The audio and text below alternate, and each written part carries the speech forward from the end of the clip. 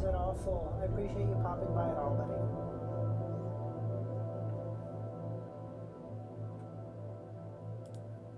Okay, so that's that. That's not the reason. Hey, Nightwalker, thanks for joining, bud.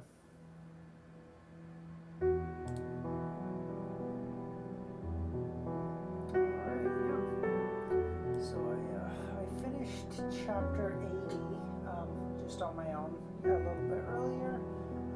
Nothing too dramatic happened. He just read the message from his mentor that said that he should check out some books at the library, and he heard, and they said that the mysterious artifact was being taken away back to ministry, and then that Dunn had put in a request for Klein to become an official member of the Nighthawks, but that was going to take a little bit to be reviewed and accepted and everything. So yeah, nothing too much. Nice quiet chapter, but yeah, nothing too exciting. I didn't mind reading that off screen. I'm going to try getting through to 85 right now.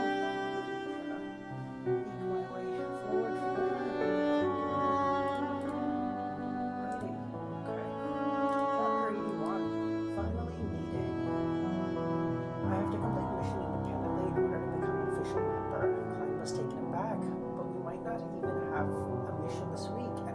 So simple. Is my voice too low? Interesting. Give me 2 seconds. Let me see what's going on. Actually, yeah, I think you're right. The mic is a little bit lower than it should be.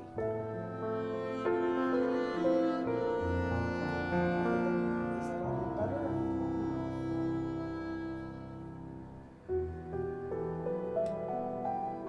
I think that should also help a little bit.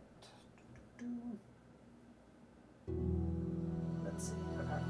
That should hopefully be a little bit better. Turn it down a little. Hey, Amnesiac, thanks for joining. Okay, so that's that. Turn down the music a little bit. I assume you're on your lunch then? Music down a little bit more. Let me know if that's better. If it's still a little too quiet, then I can adjust a little bit more as needed. Wouldn't this mean that it'll take up to 2 months to become an official Nighthawk? Only then I will get a pay raise. Old Neil sniffed at the coffee and shot a glance at him. It's only a ritual among Nighthawks. After all, we stand at the peak of beyond the danger, and you're one of the timid stack of children who require constant care. This won't affect the salary that you receive as an official member or the privileges needed to fulfill your duty. So it's just a ritual to gain the recognition of other Nighthawks. Mr. Neal, why did you emphasize that it would not affect my pay grade as an official member? Still a bit more.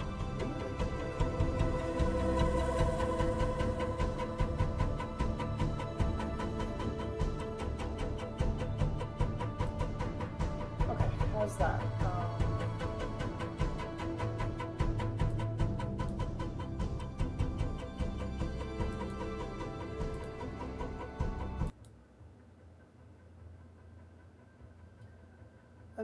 Let me know if that's a little bit better. Music is way louder than the voice. Interesting.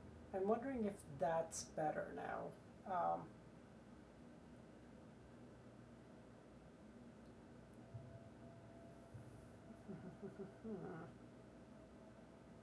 Sorry, yeah, as you guys can see, I was messing around with the stream a little bit, so I'm sure I just bungled something while doing that.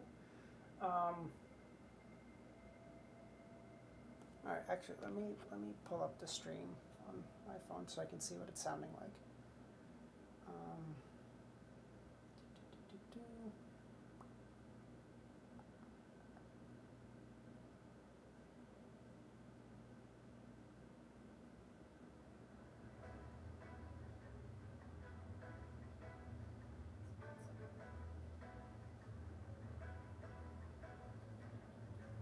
Holy shit, you guys are absolutely right. I'm so quiet. What the fuck?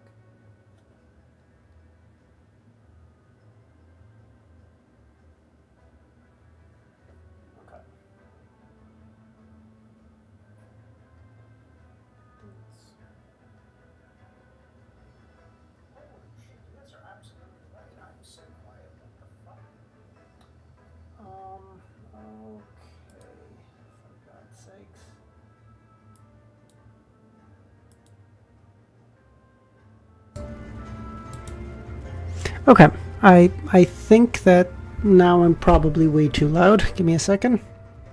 I think this should be better now.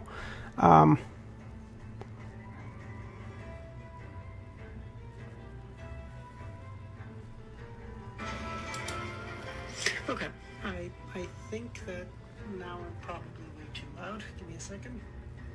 I think this should be better now. Okay, I think this is like an order of magnitude better. I might actually be a little too loud at this point. Okay. Let me know if the music is still too loud. If so, I can adjust that a little bit more. But I think that at least my voice should be like much better now. Good Lord. Sorry about that, guys. Sorry, I've been trying to mess around with like stream overlays and stuff, so it's just screwing everything up. Hey, Kami, thanks for joining. Praise the fool indeed. Although technically I think I'm still very early in knowing what that actually means so far, but thanks for joining, Mikhail. I believe that's a new name. I don't believe I've seen you before. Thanks, username. That's what I'm gonna make a different, oh, thanks. Yeah. That's what, yeah, I'm definitely going to have to pick a different background because it doesn't fit the theme of LOTM at all. But I'm going to talk to Ramiro about this, or maybe one of you guys can help me in the Discord too. I need to find like a background that works, one that doesn't have too much going on, but is still LOTM themed. Because everything that at least that I'm finding by myself is, it has like either a client or someone else centered, and that in the background is just going to look really distracting and really busy. So I got to figure out some way to, like a background that kind of works in being in the background and missing so much of it, but just like as a thematic thing. So I'll figure that out. The chat, now that I'm also looking at it, I should, for you guys, make dark theme instead of light. That looks horrible. The novel cover.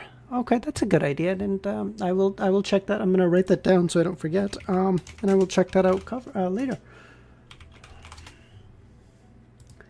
Okay, thanks, Amnesiac. Okay, that should be the case, but your performance yesterday was truly outstanding. You ingeniously killed a Beyonder that's at least a Sequence 8. I believe Fry Royale and the rest have already acknowledged you. Therefore, Dunn might just assign you an ordinary mission. Old Neil said before sighing, "You'll have your salary increased several-fold, but I'll never encounter something like that again in my life." Bro, we were shown your salary, Neil. You make money, bro. You're fine. Klein chuckled as he raised the matter about his sequence pathway. Mr. Neil, do you know that the sequence 8 of Seer is clown? In fact, thinking back to the description from the confidential documents, it did seem to add up. A job good at fighting with artifice. This is true. A steampunk or dark wood background would fit. That's actually not a bad idea. Dark wood, I didn't think of. Actually, I didn't think of either of them. That's a good idea. I'll think of steampunk. I'll have to see if I can find something fitting. Dark wood might work just with the Victorian theme. That's a really good idea, username. Yes, I know. Yeah, sorry, Nightwalker. Yeah. Yeah, it was, technically it was for your arrival that I was trying to mess with the stream to get like an overlay and stuff set up. So really, it's, hit or miss sort of thing there. I can't give you any guarantees, but I think it's highly likely. Firstly, it matches up with what's been said on the documents. Their agile movement and deception-based battle style are key points. Next, other sequence pathways have similar situations. Do you know the corresponding sequence 8 for Mystery Prior? No, it's not written in the information provided by the church. Old Neil chuckled briefly before saying, "I'm close friends with 2 old guys from the machinery hive mind. They mentioned it in passing as a joke. The corresponding sequence 8 potion of Mystery Prior is Melee Scholar." What the? Melee Scholar, good goddess. I don't like melee combat at all. This just doesn't suit the image of a mystery prior at all. Interesting. Okay, I'm gonna, sorry, I have a, some of you guys already know this. I have a Word document where I write down all this stuff because Lord knows I'm never going to remember the sequence pathways without writing it down. So give me 2 seconds. I'm just going to pull that up really quickly so I don't, corpse collector, grave, wait, no, that's not corpse, mystery prior, I see. Mystery prior 8. Melee Scholar. Nice.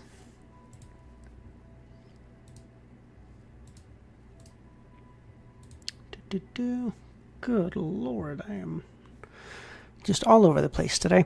I can understand mystery priors pursue the mysteries behind things. Melee combat is one of those mysteries. That actually makes sense, yeah? Like, you look after mysteries, you know, being able to defend yourself. Like, Indiana Jones was only cool because he can fight and shit, not only because he looked for old stuff, right? Old Neil finished his hand-ground coffee. All right, let's not waste time. Let's continue our mysticism studies. You still have a lot of ritualistic magic that you need to grasp. You need to learn how to create amulets and charms. All right, Klein sat down and planned out his schedule for the day. In the morning, I'll study mysticism and read through all sorts of historical records. I'll submit the compensation request. After lunch, I'll practice at the shooting club. Then I'll head down to the library at the Golden Indus Burrow and see if I can borrow the corresponding monograph and journal regarding the Hornacius Peak, main peak. After doing all that, if I have time, I'll spend some time at the Divination Club. I can't slack off on my acting.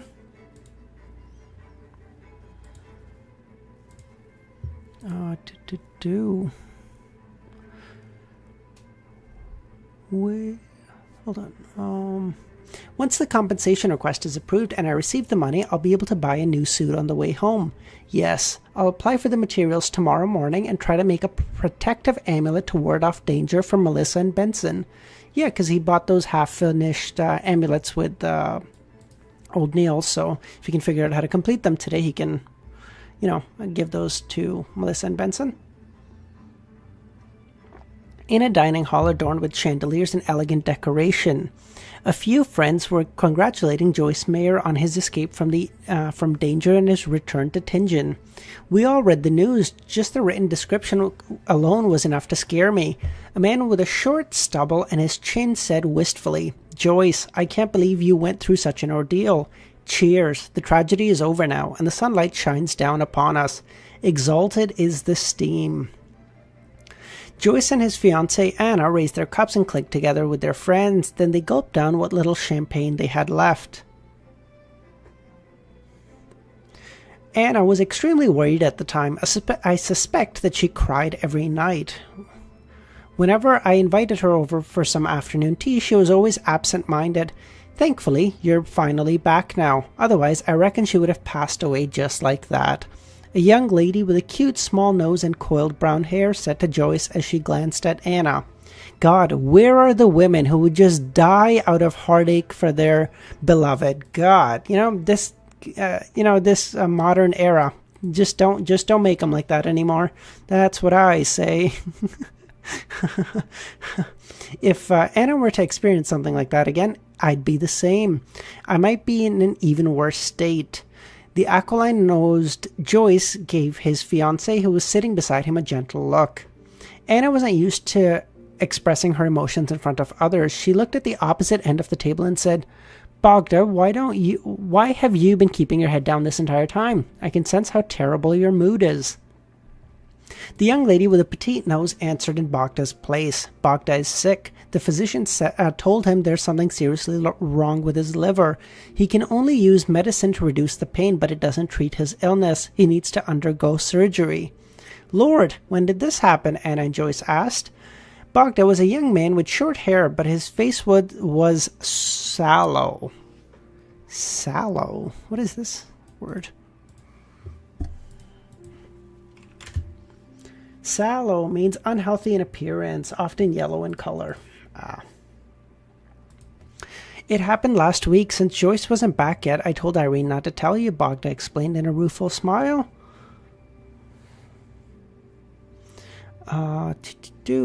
Joyce said steadily, have you decided when you'll undergo surgery? Bogda's expression changed a few times as he said, no, I haven't decided yet.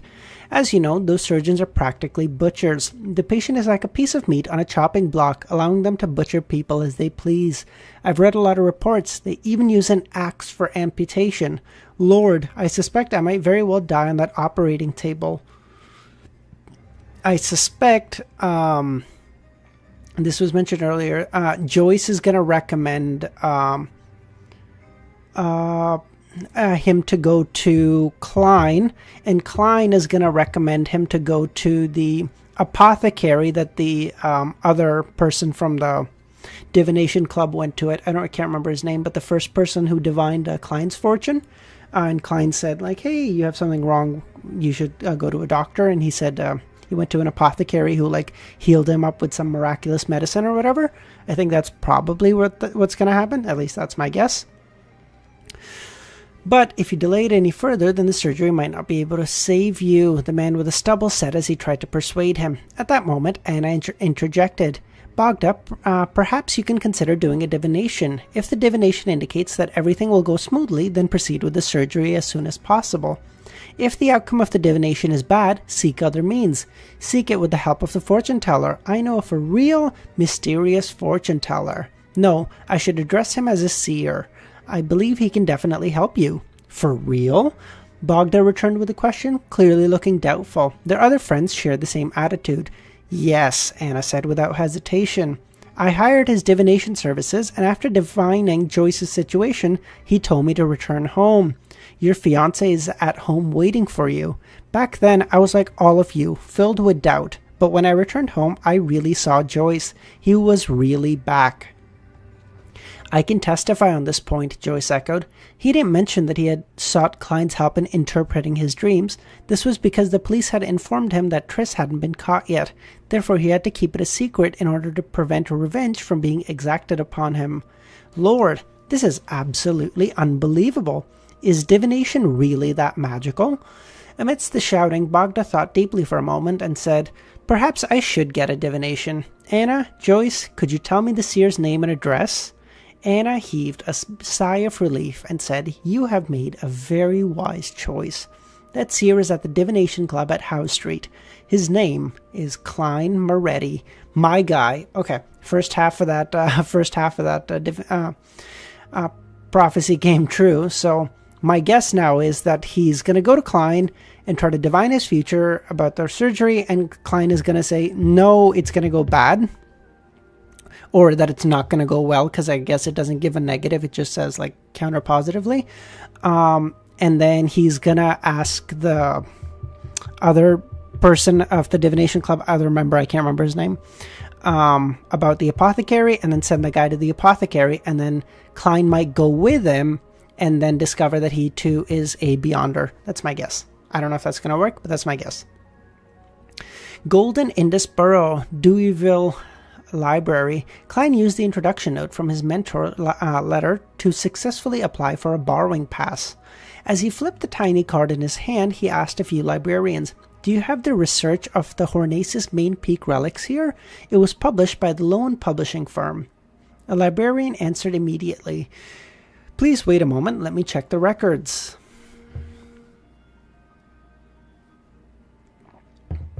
He turned around and looked at the drawers. He pulled open the letter that matched Hornacis and flipped through a card that was filled with a single word that followed a particular order. On careful inspection, he shook his head and said, Very sorry, sir. We do not have this book in our collection. How regretful, Klein answered. From the looks of it, I need to write to the loan publishing firm or pay a visit to the Koya University. Meanwhile, he sighed inwardly at how dated the management of the libraries in this world were. You people need a computer. Unfortunately, I can't produce one. Klein made a silent, self-deprecating comment. Then do you have the journal issue of the new Archaeology and Archaeology summary? We do. A gentleman just returned them. He flipped out the corresponding cart and pointed Klein in the direction of the bookshelf. Klein went over to the bookshelf, scanned the journal issues, and pulled out the ones his mentor mentioned. Then he randomly found a spot by the window to sit down. Under the bright afternoon sun, he began reading the information in the library quietly. Then he randomly found a spot by the window to sit down. Under the bright afternoon sun, he began reading the information in the library quietly. Ancient relics don't solely exist on the main peak of the Hornaces mountain range. They're also spread out across the surrounding forests, valleys, and gentle slopes around the main peak.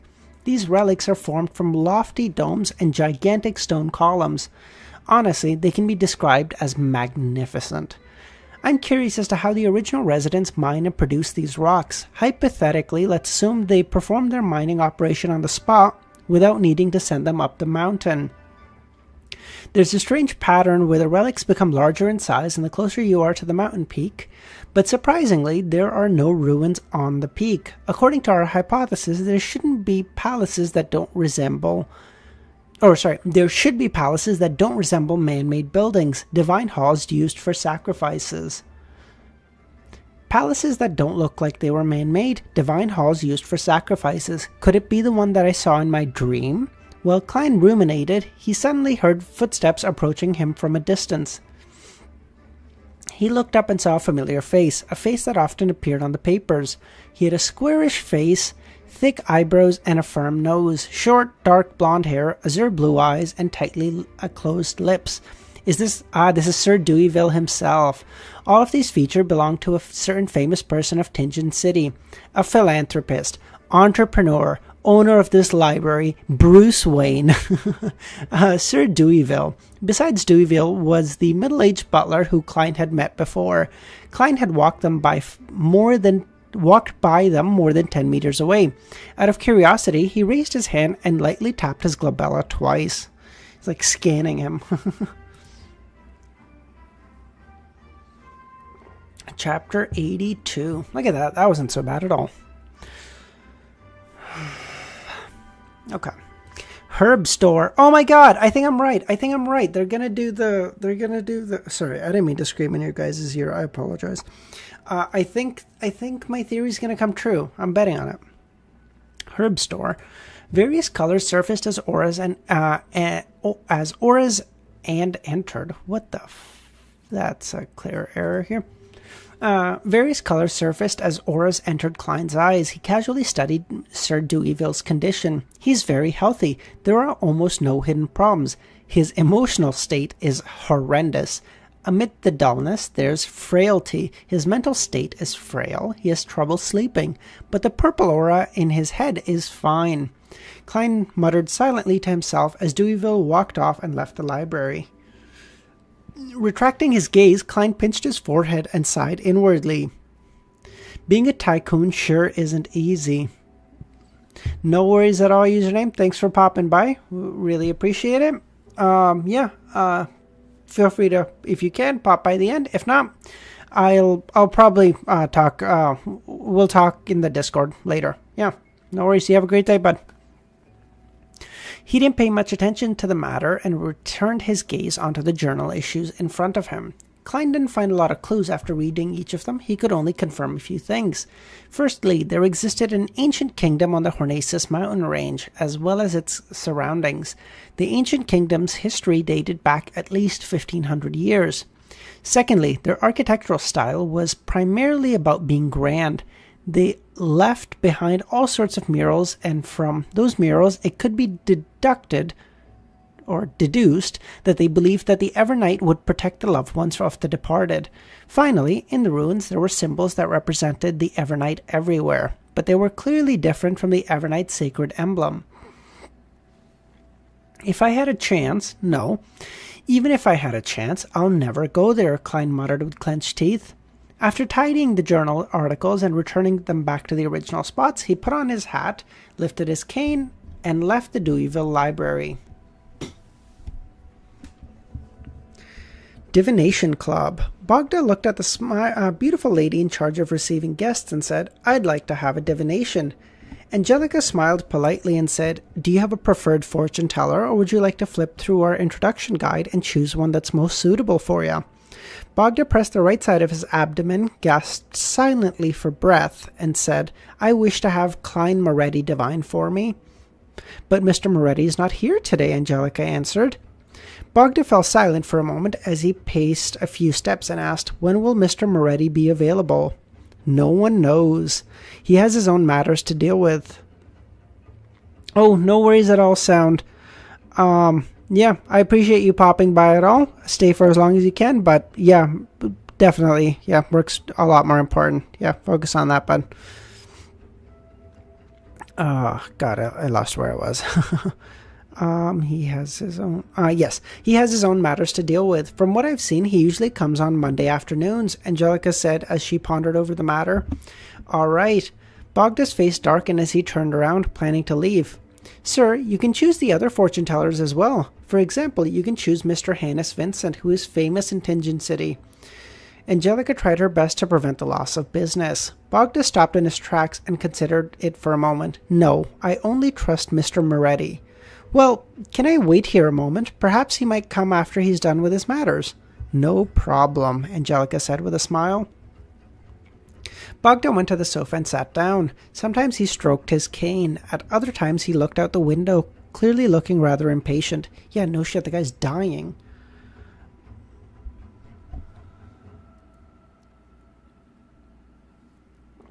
Sorry, I was just getting a drink of water. Seconds turned to minutes as Bogda's mind was in a mess. Unsure if he should continue waiting or leave, he heard the beautiful lady exclaim in pleasant surprise, "Good afternoon, Mr. Moretti." Klein saw the familiar Angelica, and just as he was about to ask why it was always her, did she not need to take a rest or take any days off? However, he immediately took into consideration that he was a seer, so it was not appropriate for him to ask such questions. Instead, he used the tone of a charlatan and said, "How marvelous it is for fate to compel us to meet once again, Madame Angelica. Good Lord, that's a wild way of talking." "Would this sound like I'm hitting on her?" Klein's mind whirled as he finally replied with a smile. "Good afternoon, Madame Angelica. A customer wishes to see you for a divination." Angelica pointed to Bogda, who had hurriedly stood up from the sofa. "Someone actually requested me?" Klein took off his top hat in pleasant surprise, pinching his glabella twice while doing so. "Good afternoon, sir." He looked over at when the voice suddenly came to a pause. In his spirit vision, he saw the requester's liver looking dim. It was nearly black in color. It was making the rest of his body unbalanced, as his aura was thin in various places. Klein deliberated over his words, and he said in a very serious expression, "Sir, you should see a doctor, not seek a divination." Bogda stood stunned on the table as he immediately gave a pleasant look of surprise. How fascinating. Anna wasn't lying to me. He looked at Klein in earnest. "Mr. Moretti, I have already seen a doctor and might have to undergo surgery. However, I'm frightened by the surgery and would like to divine the outcome."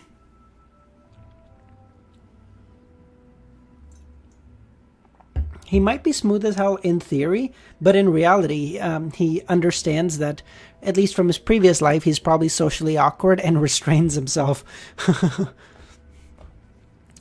The surgery of this era is really fraught with danger. Although Emperor Roselle had given the impetus, the era still lacks most of the necessary technology.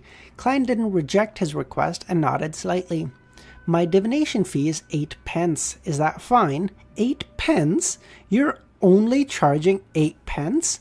According to Anna's description and the performance Mr. Moretti had just shown, I'd be willing to pay at least £1. "Haven't you heard of small margins with large volumes?" Klein was embarrassed for a moment, and after thinking for a second, he calmly smiled and replied, "It is enough just being blessed with the ability to receive revelations from the divine and catch a glimpse of fate. Therefore, we must maintain our humility and suppress our greed. Only by doing so can we continue being bestowed with our gifts." Motherfuckers just making shit up and just making it work. You are a true seer. Bogda held his chest and bowed. Fell for the oldest scam in the book, buddy. Scammer get scammed. Upon receiving Bogda's praise and trust, Klein's spirituality seemed to relax, and as for the description of his principles, it also gave him some new insight. Miss Angelica, is Topaz available? He turned to the beautiful lady beside him. Angelica heaved a sigh of relief for Bogda as she smiled sweetly. Yes.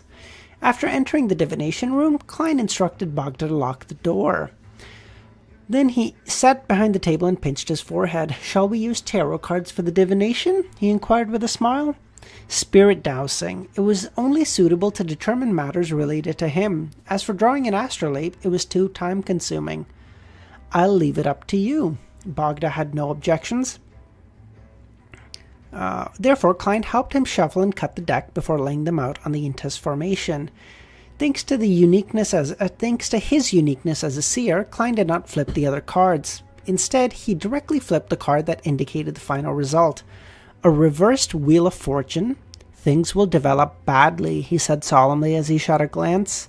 The color in Bogda's face drained instantly as his lips trembled. Is it hopeless? As Klein tried his best to think of a solution, he said, Let me try a different divination method. Please leave your ring behind. Next, write your date of birth on this piece of paper. Then please wait outside quietly. I guess he's drawing an astrolabe now? Influenced by his gentle and comforting tone, Bogda calmed down and followed the instruction by writing down the information and leaving the ring behind. As he watched Bogda leave, Klein wrote a sentence on the piece of paper. Outcome of Bogda Jones' surgery. He picked up the ring and the paper slip and leaned back to his seat to use a dream divination technique. Oh, this is new. In a blurry and distorted world, he gradually found himself only to see the gentleman collapse with an ashen expression. He was covered in white cloth as he was pushed out of the quaking operation room. This time, Klein didn't encounter anything strange. He no longer felt the sense of being watched, so he quickly woke up, knitted his brows quickly, and he considered how he was going to inform Bogda of the outcome. This surgery might very well lead to death. I can try the restorative ritualistic magic I learned today, but that would expose the matter of Beyonders. Besides, I have to apply for the captain's approval first. And I might not be able to treat such a severe disease. Klein was racking his brains when he suddenly thought of something. Mr. Glass's lung disease was treated by an apothecary. Fucking called it, boys. He said that the medicine was extremely miraculous. What was it? Right. Lawson Darkwade, 18 Vlad Street in East Borough. Lawson's folk herb store. As he tried his best to memorize the address back then, Klein quickly remembered the details. He rapped a corner of the table and quickly made a decision. After using spirit dowsing to determine if it was a good or bad idea, Klein walked out the door. When he saw Bogda stand up and fluster, he returned his ring to him and said warmly, I have found hope for you. Yes, that is true. He's very quick on his feet, I will say. You're right. I don't know if I would necessarily say he was a scammer. I would definitely say he was, at the very least, probably an underachieving student. Someone who's, like, I presume not unlike many of you here, and myself, mind you. I want to be really clear. I'm not putting myself above this by any means. Someone who can do more, but because often feels like there's no real benefit or like a positive from it, he just straight up doesn't. And now he's been given the opportunity and most importantly the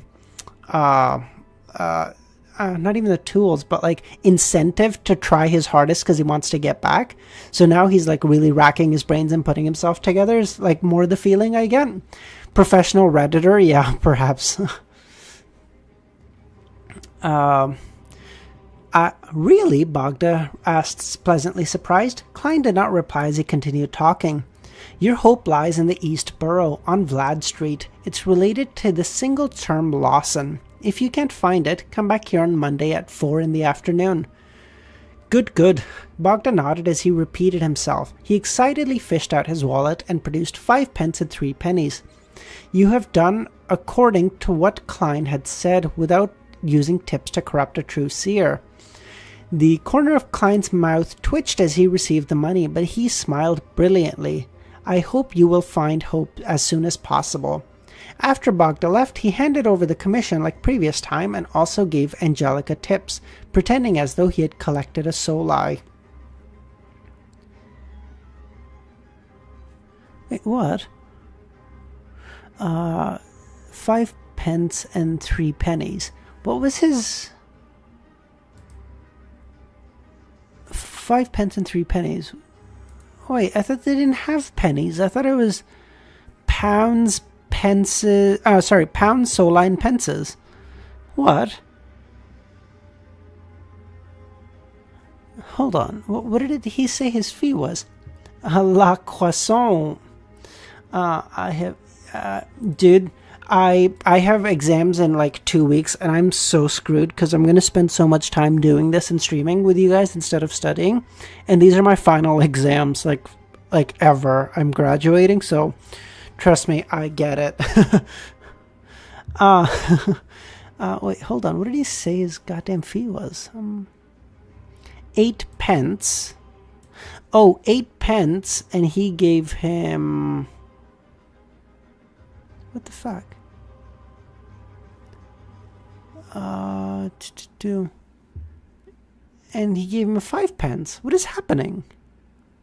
I think it means 1 coin of 5 pence. Oh, I see. I see. Thanks, Kami. Okay, that makes a lot more sense because I was having a stroke. I was like, they didn't have pennies. Are they adding new shit for me? What is happening? Eastboro, Vlad Street. Bogda walked from one end to the other, repeating it 3 times until his liver started to ache. Finally, he determined that there was only one place that had anything to do with Lawson on the street. It was Lawson's Folk Herb Store, numbered 18 on the street. Mustering his courage, he walked in and caught the smell of various herbs. He saw that the owner of the shop had black but very short hair, his face was round, and he looked to be in his 30s or 40s. The boss's formal attire resembled that of a witch doctor. Oh, you know what this reminds me of? Hold on. Sorry, now that they said witch doctor, I have to pull this up. I'm sure you guys have seen this. Everyone has seen this. But the plague doctors in Victorian England, that's what I'm imagining right now. Like, oh, that shit, look at, dude, that looks so based. That is actual aura farming. Like, people are dying of the plague and you walk in looking like this. Dude, holy shit. Sorry, that was out of left field, but that's where my head was at. Okay, so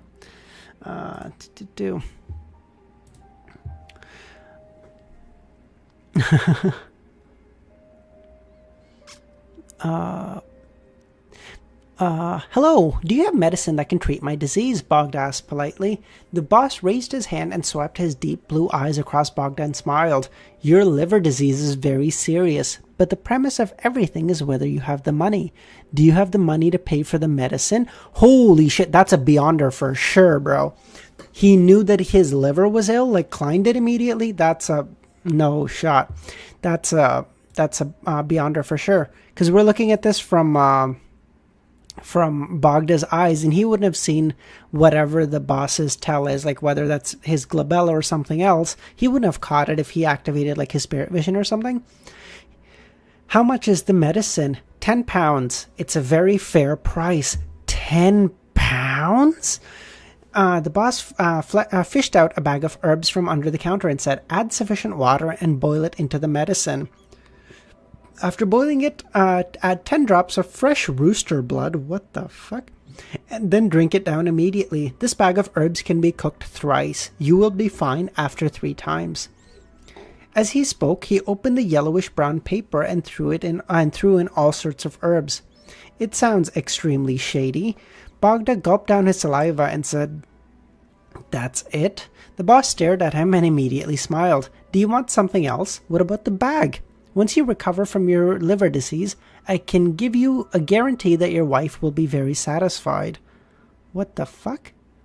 What is he giving him? He chuckled as he took out a black papered bag of herbs and suppressed his voice. There's mummy powder in here. Trust me, a lot of aristocrats consume the stuff. They put it in their tea or boil it as soup. Bogda's confidence in the boss wavered to the point of feeling disgusted. I believe in Mr. Moretti. He took a deep breath, fished out his wallet, and pulled out the 2 biggest notes from what little was left of his gold pounds. Holy shit, that's kind of nuts. 10 pounds? Whatever this guy is, I assuming that he's a Beyonder, his whatever sequence is going to be a scam artist. 10 pounds? He's acting as a scammer, bro. What?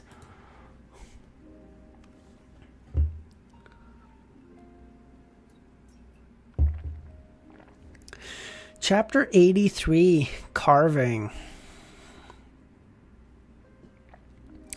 Holding onto the yellowish-brown paper bag full of herbs, Bogda staggered out of the Lawson's folk herb store. While waiting for a tracked carriage, he suddenly came to a realization. He had spent 10 pounds to buy a bag of stuff. That was nearly a month's salary for him. Holy shit, this guy's rich as fuck. Because his monthly salary is more than 10 pounds. So that means, let's say, like, he makes, like, 12 pounds a month. I don't know why I'm using a calculator for this. 12 times 12, 144. I don't know why I pulled this out. I thought this was going to be harder in my head for a second. Bro, 145 pounds? This guy's raking in the dough. Holy shit. Bro, you'll be fine. If it wasn't for his trust in Anna and Joyce, he wouldn't have brought that much cash to the divination club. Could it be that the reason why Mr. Moretti only accepted 8 pence for his divination had something to do with the collusion with the boss of the Lawson's folk herb store so as to earn more? This was a classic scam written on the papers. When Bogda made this connection, he even began to suspect Klein a little. He even began suspecting Joyce and Anna. When a tracked carriage stopped in front of him, he looked at the herbs in his hand, unable to bring himself to return. He entered the carriage with a heavy heart. Bro, they're saving your life. Calm down. Holy shit. I think you're probably right. I might think that it's a scam, but then the other part of me would logically be like, bro, if I'm dying, like, worst case scenario, I get scammed out of 10 pounds and 8 pence, which is not great, like you said, like a month's salary. But, like, realistically, if I'm dying and someone said, like, hey, if you give me a month's salary, there's like a chance you might live, I'd be like, no, yeah, no question here. Even if there's like a, let's say 80% chance that he's scamming me, for a 20% chance to just become okay without having to be hacked open for 1 month's worth of salary, I feel like I would take that trade-off. And I feel like all of you would too. Except the ones of you that are children or still in school and don't work. So you wouldn't take that deal because your monthly salary is nothing, so that doesn't count. Inside Lawson's folk herb store, as the boss watched Bogda leave, he suddenly turned his head and shouted at the door where there was a pile of herbs. Charmaine, stop purchasing herbs from today.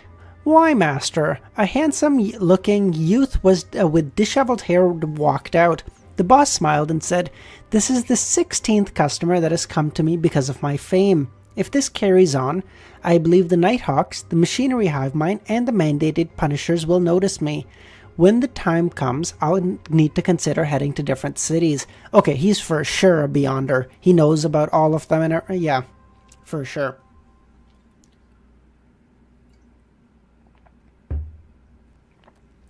Then, do we need to sublease this store? Charmine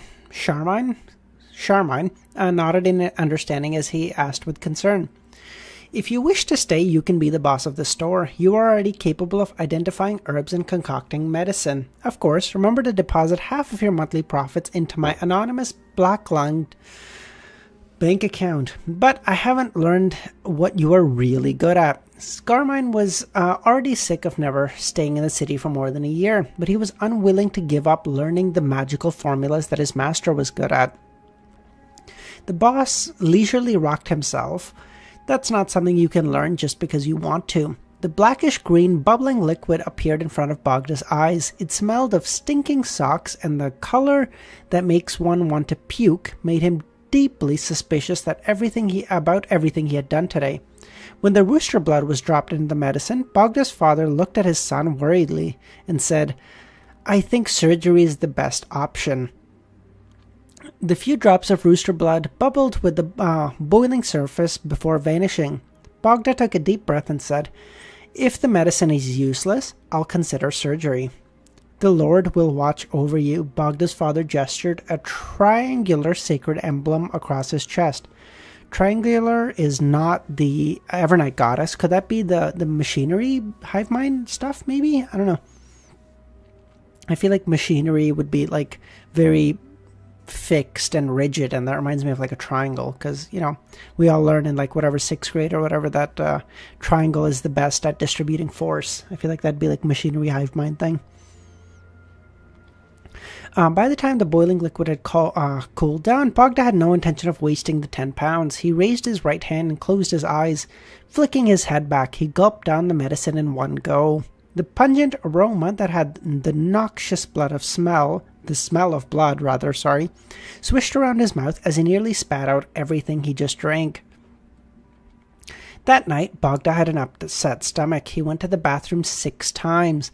By the time the crimson moon vanished, he fell asleep groggily. After an unknown period of time had passed, he jolted awake, having dreamed that he was being reprimanded by his boss at work. "Thankfully, I took 3 days of annual leave. I don't have to rush to work." Oh, 3 days of annual leave a year. Holy shit, that would be that sounds like the most miserable thing in the universe. I get like 2 weeks of vacation, and that's not enough by any means. Bogda heaved a sigh of relief when he discovered that he felt a lot more spirited. This was in contrast to the sluggish state he was in for the past few weeks. Subconsciously reached out and pressed the right side of his abdomen. He noticed that the region which previously hurt when under slight pressure felt normal. He only felt the pain from ordinary pressure. Don't tell me this is really effective. That apothecary was just fooling me. Bogda, both surprised and doubtful, as he got out of the bed, he stretched himself and felt his health returning to him. He fell silent for a long while as he muttered, "According to the apothecary, I need to drink it twice. Once I'm done drinking, I'll go to the hospital and get a checkup from the doctor." Wait, didn't he say thrice? I feel like he said 3 times, no? Forget it. I might just be misremembering. That apothecary didn't tell me how many times I can drink a day. I still think he's a cheat.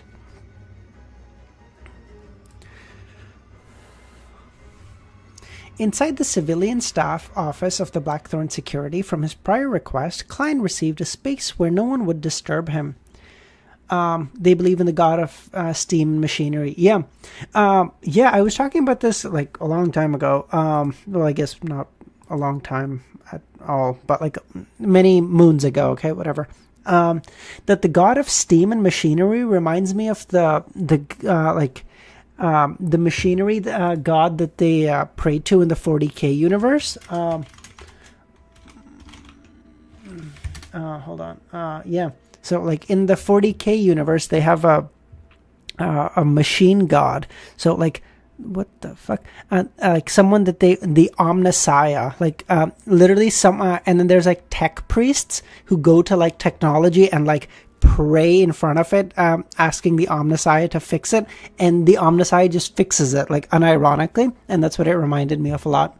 I think the steam god is a reference to this. I don't know if it's true or not. I haven't seen anyone else to talk about it or anything, but oh yes, someone else knows. Thank you. So I think it's a reference to that. I don't know if that's the case, or I don't know if other people have noticed it, but that was my thought process the first time I saw it.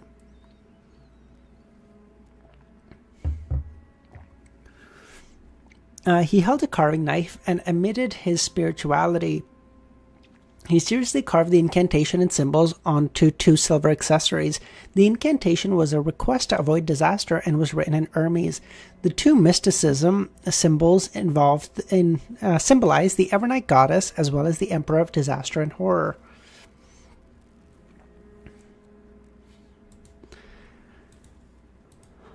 Warhammer has inspired the Lovecraftian. Yeah, maybe that's the case too. Yeah, could mean, yes, it could also mean Delta. Yeah, I agree. Amnesiac, that's a possibility.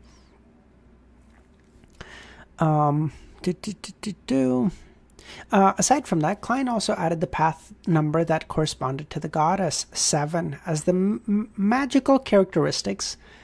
In addition to that, charms and amulets had to be engraved on both sides, and each side symbol, incantation, characteristics, and their exact locations or special formats were in the realm of mysticism. The ones that were spread among the ordinary populace were filled with mistakes. At that moment, Klein had a lot of damaged material to his right. Though repeated practice and only after he through repeated practice and only after he confirmed that he had enough practice did he dare to begin crafting amulets for Benson and Melissa. As he calmed his mind, his spirituality spewed out from the tip of the carving knife. The number 7 appeared on the surface of the silver accessory. He had already finished carving the incantations and symbols on the other side of the accessory. All that was left was to finish the remaining side. After putting down the knife, all his spirituality chained together as Klein suddenly felt a strange, majestic, and terrifying energy surge throughout the room. The commotion quickly vanished as the incantation on both sides and the accessory became complete with Klein's spirit vision. It emitted a serene blackness. This is what like I imagine I feel like when I'm walking down the street, just like a fucking black aura. Dude, yeah, 6 days of annual leave literally sounds like hell on earth. Holy shit. Although I guess Kami did say they don't work as much since there's no electricity. They can't work before nightfall and before sunrise. That's kind of true, but like the amount of days that people worked is fucking crazy, man. Like it's wild to think because like we're in the era that we're now really pushing for like 4-day work weeks and stuff, but the 5-day work week only came about in I want to say like the 1920s. Because of Henry Ford. I think it was 1920s. The 5-day work week start. 1926, yeah. Henry Ford started and everyone else just followed suit. Like, that's not that long ago, dude. Next year, it'll be 100 years since the 5-day work week started. Before then, everyone just worked 6 days and you got Sunday off only because it was the day of church. And that was it. Fucking nightmarish. Holy shit.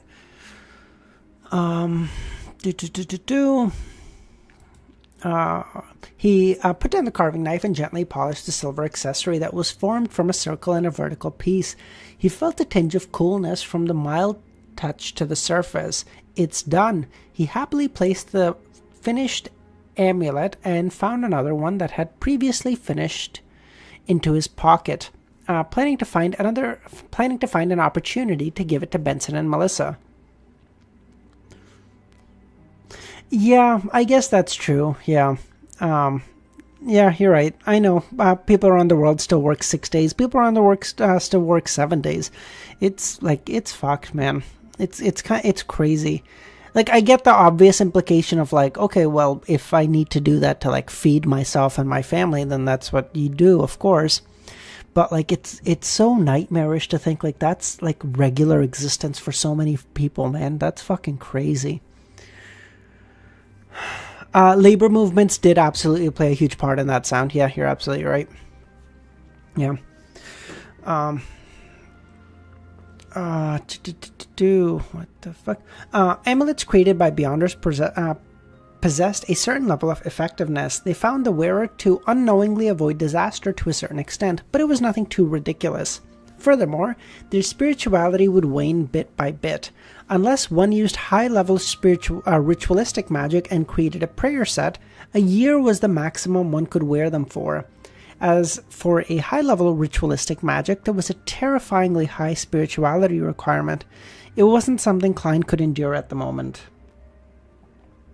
When the time comes, I can use my spirituality to make another one. Well, hopefully in a year's time you can use the high-level ritualistic magic. He didn't make one for himself for the moment because an amulet of that level had limited effects on him. Therefore, his goal was to gain a deeper understanding of incantations before trying to pair it with ritualistic magic. That way, he could create a few defensive amulets that could be activated specifically with sound.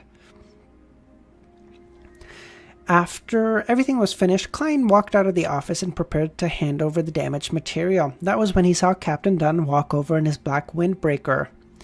Dunn's deep and grey eyes swept across as he smiled. Klein, the Holy Cathedral have approved it. You are now an official member. Let's go! We are officially middle class now, baby. Let's go! Klein is killing it. Moving up the social stratosphere. Let's go. By the way, did I mention the Nighthawks ritual? Every official Nighthawk has to independently complete a mission. Only by doing so will you gain the recognition of your partners. In consideration of your outstanding performance you showed, I believe I can assign you an ordinary mission instead. When that happens, I'll formally introduce you to all the Nighthawks in Tingeon City. Klein replied without hesitation. All right, £3 plus his compensation of £7. Getting a new suit wasn't a problem at all. Wait, £3 plus his compensation of £7? What? So I'm assuming his new compensation is £7. What is the £3 then? That's his current compensation, no? Whatever. Like, he has money now is the main point. Like, you can tell I'm a math person. I just get too hung up on it. Okay. Furthermore, he would still have plenty left over. Well, who knows when my mission will arrive? Klein waited all the way till Sunday, the day of Selena's birthday banquet.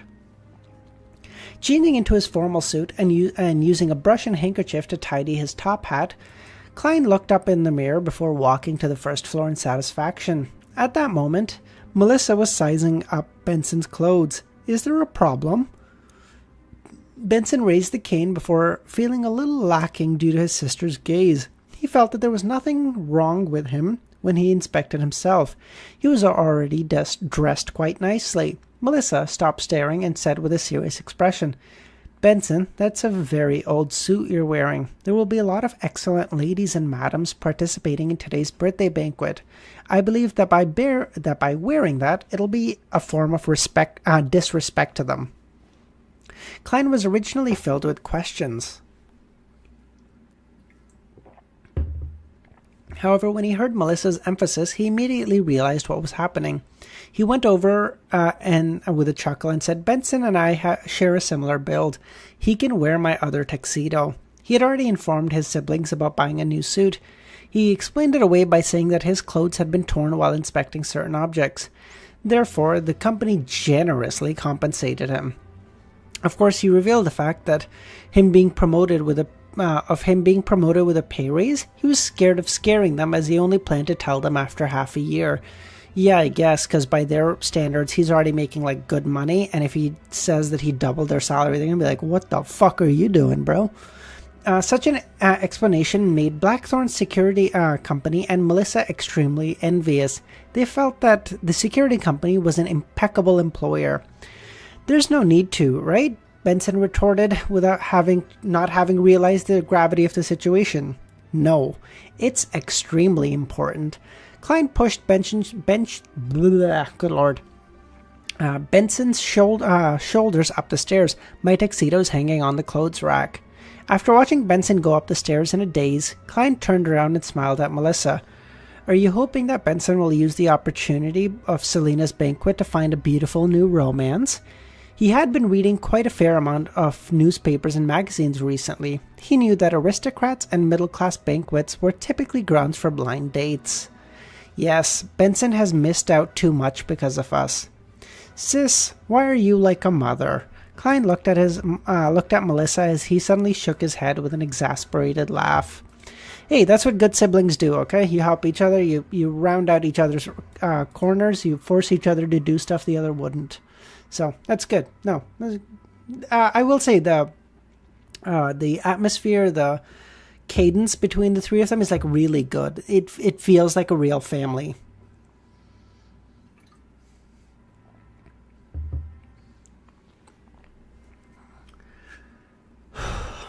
Seeing chapter 84, Elizabeth. Ooh, are we gonna meet an Elizabeth? After seeing the unconvinced look on his sister's face, I'm going to presume it's supposed to say, Klein suddenly felt it was a good opportunity. He sized her up and said with a solemn expression, "Melissa, I think you aren't showing enough respect to today's banquet." "What?" Melissa wore a puzzled look. "As a lady, you're lacking a necklace that accentuates that area." I don't know if that's the right way to say that, but without waiting for his sister to say another word, he smiled and fished out a silver amulet wrapped in angel wings from his pocket. "Thankfully, I prepared one for ya." Melissa was taken aback at first and asked, "How much was it?" "Sis, your questions are really misplaced here." Klein silently scoffed as he explained, "It actually wasn't that expensive, since it was in an incomplete state. I imitated an item that I'd seen before and engraved blessing incantations and beautiful patterns on them." "You engraved them?" Melissa was indeed distracted. "How was it? What do you think of my work?" Klein took the opportunity to hand the amulet over to his sister. "I like the surrounding angel feathers.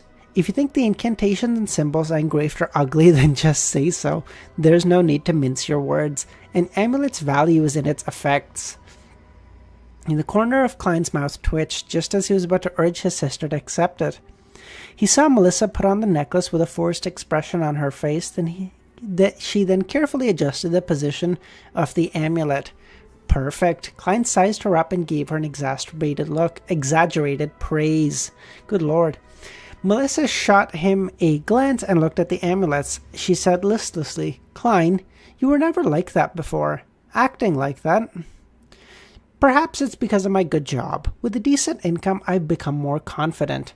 Klein interrupted his sister and gave a preemptive explanation.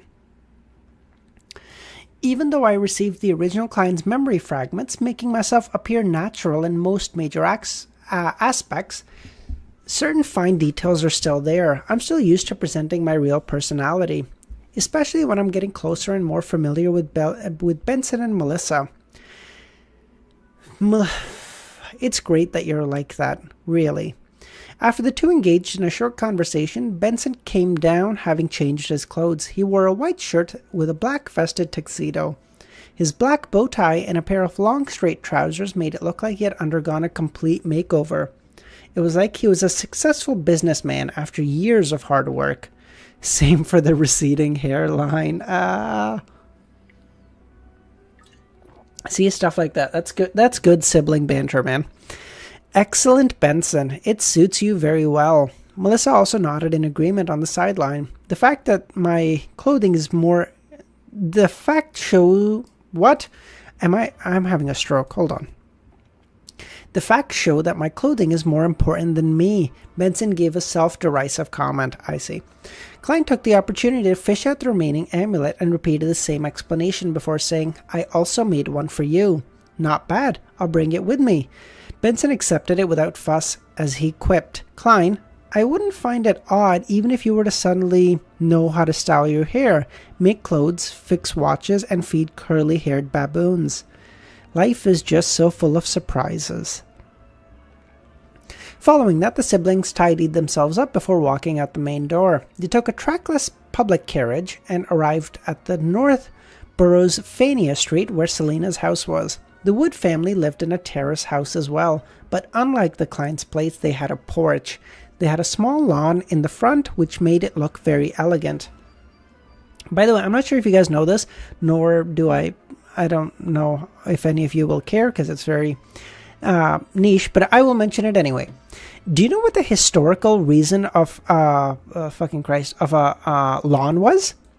It was originally so that it was like a show of extravagance to say, like, look, I have like arable land and yet I'm just going to waste it on grass because I have so much money and food that I don't possibly need more. I don't need to grow like any vegetables or anything to sell on it. I can just use it for grass. I have that much land. I have like that much arable land. Just so fucking weird to think about now because it's just kind of part of what a house is. It's so weird. Yeah, exactly, Kami. When they rung the doorbell, Klein, Benson, and Melissa only had to wait for around 10 seconds before they were able to see the star of the day, Selena Wood. Oh, it's talked about it later in the novel. Oh, that's so funny. Okay.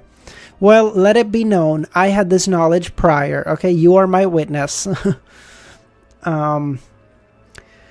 With a head covered in wine red hair, the girl gave Melissa a delighted hug. I like this dress of yours. It makes you look exceptionally beautiful.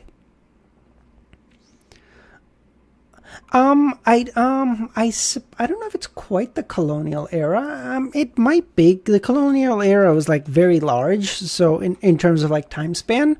But it was definitely something from like it's existed for a long time now. Like again, it takes a long time before a thing's meaning gets so convoluted over time, right? Like no one looks at like a lawn in front of a house now and goes like, oh my god, that guy's so rich, he has a lawn. No, it's just like part of what a house is. And that kind of change takes years and decades and centuries, depending on the concept, right? So I'm sure it's existed for a long time. I don't know the era or the rough timing of when that began, unfortunately.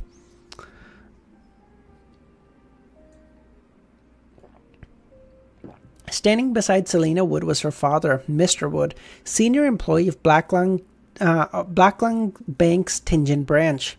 Welcome, our honorable elder brother, welcome, our young historian. He deliberately addressed Benson and Klein in an exaggerated manner. Young historian, why does he add the description of me having a conscience?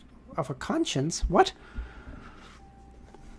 Wait, hold on. I don't get that.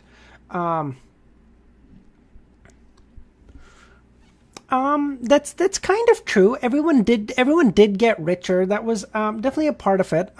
It was more. I don't know if that was the main part. I think it was more of just an imitation thing, right? So like originally, like anything that like aristocrats or like rich people exclusively do, middle class people want to imitate. Just as like, sorry, we're getting so far off the fucking novel here. I apologize.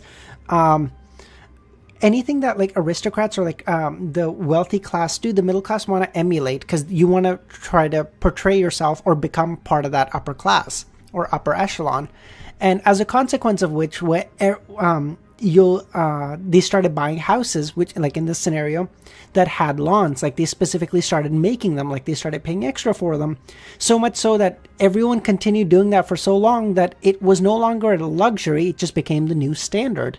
It just became like, okay, well, a house just has a lawn. No one would buy a house that doesn't have a lawn because, like, that's like saying, like, hey, I have a house, but it doesn't have a fucking bathroom. It'd be like, like, why would you ever buy that, right? So it just became one of those things. Partially, you're right. Everyone did obviously get richer. Obviously, we know that. But I think in that scenario, it was more that just over the long span of time, it just became that everyone wanted to emulate a thing so much that holy shit, my voice is clearly starting to go. I think this is going to be the last chapter for today. Holy fuck. It just became the new normal.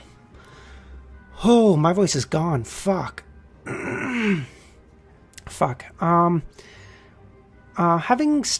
His style of flattery had unknowingly inclined himself to the foodaholic empire.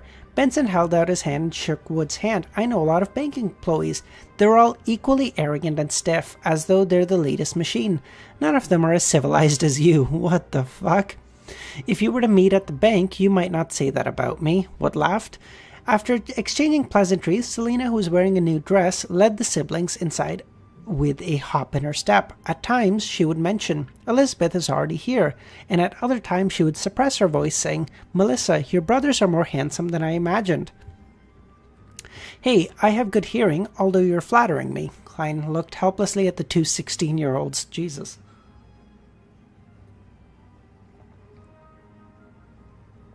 This isn't right.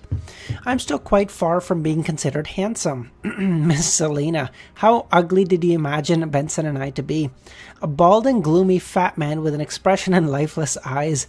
Klein pinched his glabella in passing as he diligently practiced his spirit vision. Miss Selena is healthy, she's excited and very happy.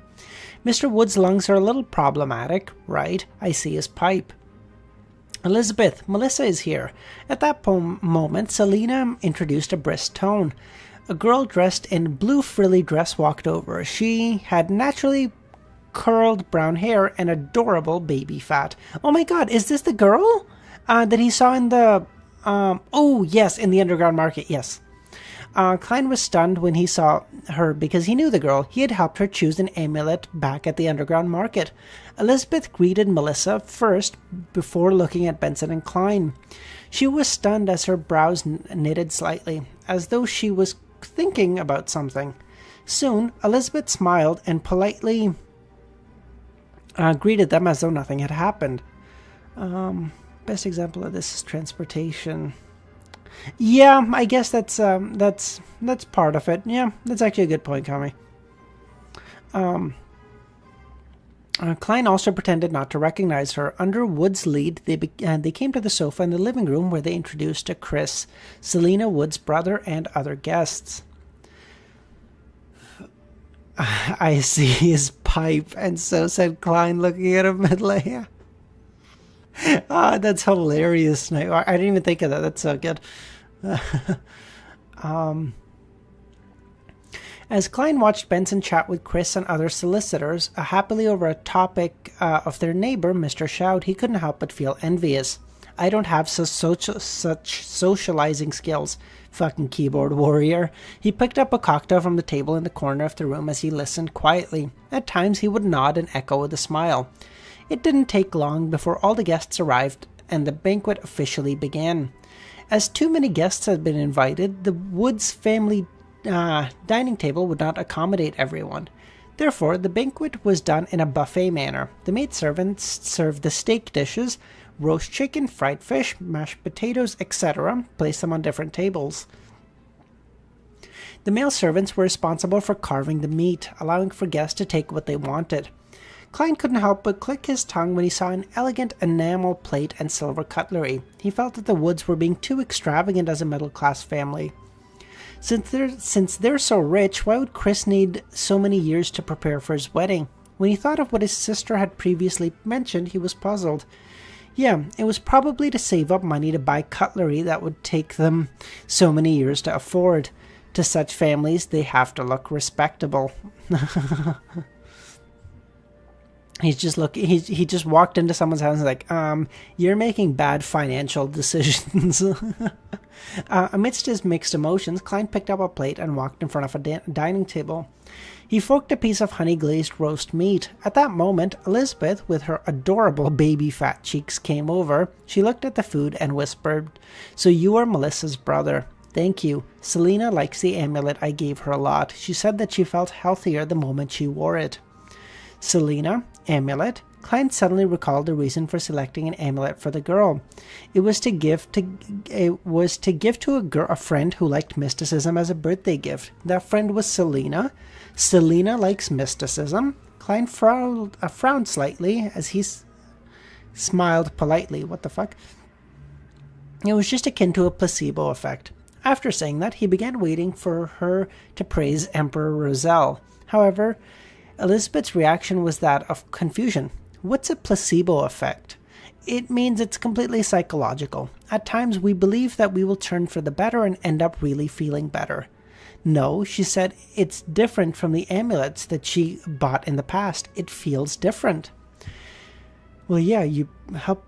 I can't. I feel like the amulet he bought was real, right? Like it did stuff, so it makes sense that it would do something.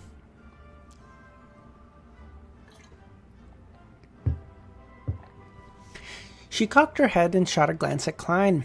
I never expected Melissa's brother to be an expert at mysticism. As you know, I studied history, so it's common to encounter similar matters. Are you also studying at Tianjin Technical School? No, Selena and I were former schoolmates. Later, she went to a technical school. I studied nearby at Ivos Public School. A public school wasn't established and maintained by the government. Instead, it was a school that accepted students from the public. It was an evolution of good grammar schools whose goal was to groom graduates so as to enter university. The schools were rather expensive, so they considered the students' family background. It could even be out of the range of typical middle-class families. She didn't talk much. After choosing... Nope. She didn't talk much. After choosing her food, she returned to Selena's side. After congratulating the star of the day on a happy birthday, the banquet gradually came to an end.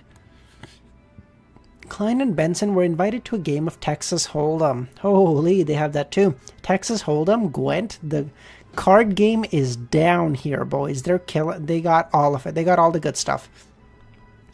Small blind was half a penny, and the big blind was a penny. As for how the fuck do you have half a penny, bro? What is happening? As for Melissa, Elizabeth, Selena, and their friends, they went upstairs. It was unknown if they were chatting or playing games. Klein's luck was pretty bad. He played around 20 games, didn't receive any good hands at all. All he could do was fold and be a spectator. When he flipped the end of his card, he found 2 of heart and a 5 of spade. You can try a bluff, but 2 and 5, you could theoretically get a straight. It's a dog shit hand, yeah, just being honest. Shall I try a bluff once? Klein considered for a moment, but did not muster the courage. He also resisted the urge to use divination to cheat. He covered his hands, rapped the table, indicating that he was not making a call. Then he got up and left the table to head for the bathroom.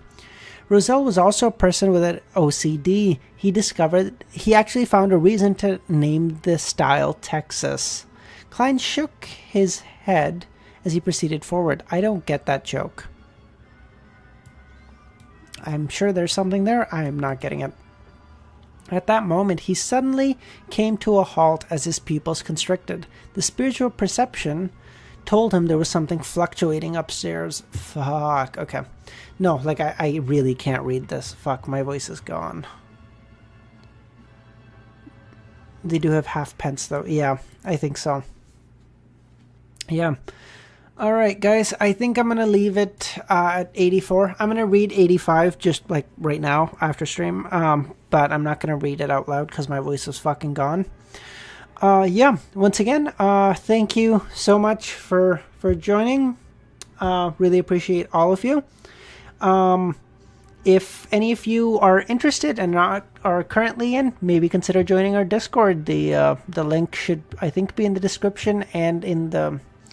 and on the main channel. So, yeah. Either way, I will see you guys hopefully tomorrow. It just depends on how my voice is doing. No, thanks for joining, Light. I really appreciate it. Yeah. Alright, we're making good progress. We should be at chapter 100 in no time at all. But I just realized volume 1 is 140 chapters, which means I'm a little over halfway, which is crazy. But, yeah, we'll worry about that in the future, you know. All right. Thanks so much, guys. You guys have a great rest of your day. See ya.